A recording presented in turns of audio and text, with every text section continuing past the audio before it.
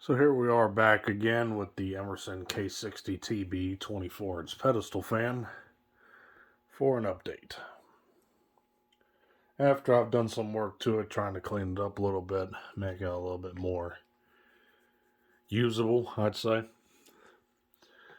As you noticed in my original video, that the fan was in as found condition. So it was quite filthy and needed some work. Well, this is how it is now. And it does need a full restoration. It definitely needs to be repainted and all that. But that's not really high on the project priority list at this particular time. So the blades were caked with overspray from being used in a paint shop, and thankfully that all came off fairly easily. There's definitely some other dirt that needs to be removed somehow. The hub is not aluminum like I mentioned in my first video. It's steel, chrome plated, which needs to be painted over because the chrome plating is pretty much gone. I believe this badge was also chrome plated originally. That's all gone, so it needs to be painted along with the guard. The badge here, it looks like some paint got on it. If I'm not mistaken, the way that pattern looks on there, that the fan might have had one of those aftermarket mesh safety guards on it. That was a thing in the 60s when OSHA standards started coming to real effect on fans, such as the one on that deal with more closed-in wire guards, unlike these wide open where you can easily reach in and get the blade. So, yeah, they opted for those safety mesh guards that look tacky as hell, but they did the job of keeping hands out of places where the hand shouldn't go. Come around to the back here. We got a new power cord wired onto the fan. The 3/4 inch Romex connector is only temporary. When I do a full restoration on this thing, I will replace that with a proper compression cord bushing. The cord would have went through that hole there and down through the base, but for right now I just left it out. It's 25 foot long. It goes all the way up to the receptacle there by the ceiling fan spot. The motor, clean the tag up a little bit there. At 34, you add 20 to that number and you get the date, 1954. Some here, I believe, is evidence of the original owner, the location where the fan was purchased new, probably from, went to, because I don't think that's a manufacturer tag. It says something on the bottom that had some sort of number on the white, but yeah, I have no clue what it will say. It's too far gone. Switch has been replaced with a 3-position toggle switch, thanks to some help I've looked at online, wiring diagrams and such. The motor has ball bearings, one side shielded, one side completely open, and there's grease ports on each end of the motor. The plug for this port was missing, so dirt and debris got into the bearing over the years, which probably caused some damage. And the fan was never greased in its life.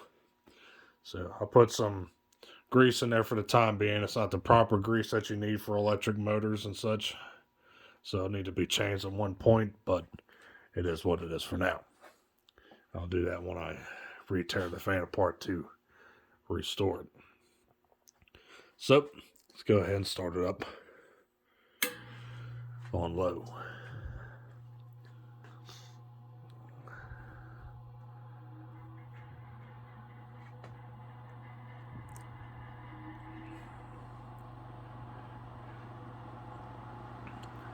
The rattling sound you hear is the back guard. It's a little loose.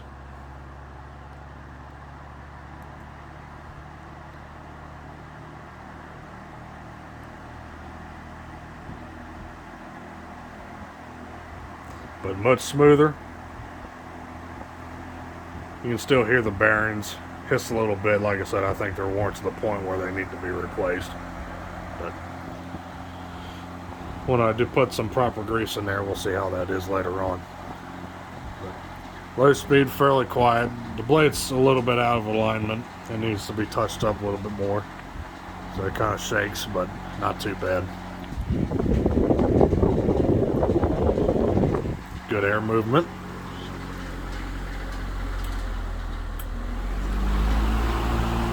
And here's high.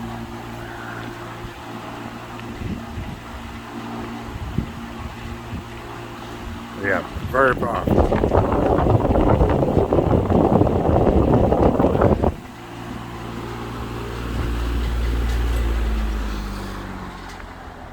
And we'll watch it coast.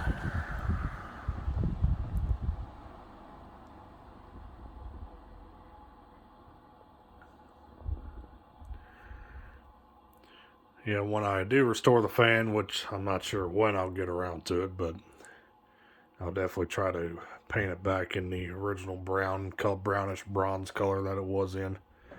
All the chrome parts are basically going to have to get painted silver or something similar. The inner pole on the fan, it's still in good shape, so I'll probably just take a Scotch-Brite pad or steel wool it a little bit to freshen it up, and it'll be all right.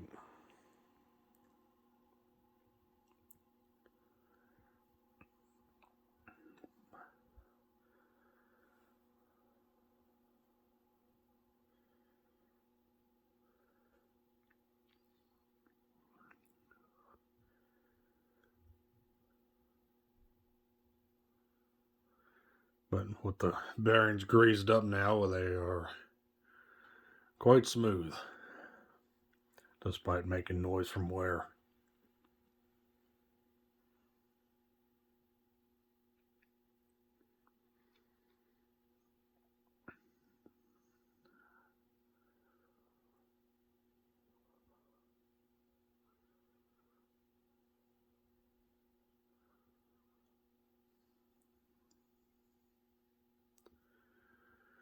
Yep.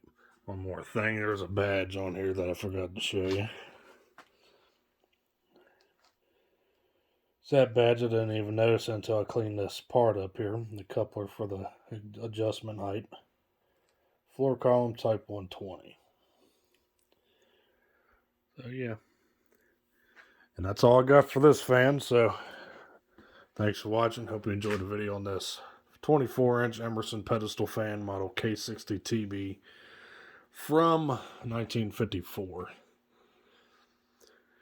Another thing before I go is that I know that these fans have the option, the column, I believe when these things were sold new, is that the fan heads were marketed separate than the base. Then you had the option of getting this base, or you could actually get the option of a ceiling mount, which basically was a Hunter or an antique Hunter original style hook, bell canopy, and was able to be hung off the ceiling that way.